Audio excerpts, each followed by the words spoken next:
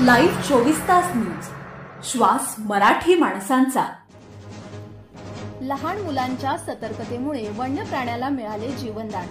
गारगोटी शहरातील अवधूत कॉलनी येथे कोल्ह्याच्या लहान पिल्याला केले रेस्क्यू।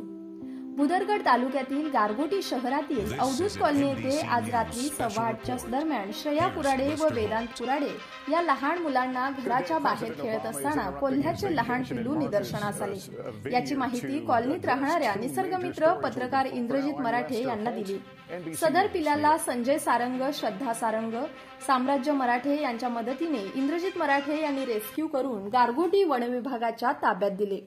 यावेळी परिमंडळ वन अधिकारी बी.एन. शिंदे, वनरक्षक आशिष चाळसकर, रेस्क्यू पथक सदस्य विजय Jagtap, wild life photographer Vijay Patil यांच्यासह वनविभागाचे इतर कर्मचारी उपस्थित होते। लाईव्ह 24 तास न्यूजसाठी भुदरगडहून सायली मराठे। महाराष्ट्रातील ताज्या घडामोडी पाहण्यासाठी लाईव्ह 24 तास न्यूज चॅनलला सबस्क्राईब करा आणि बेल आयकॉनवर क्लिक करा।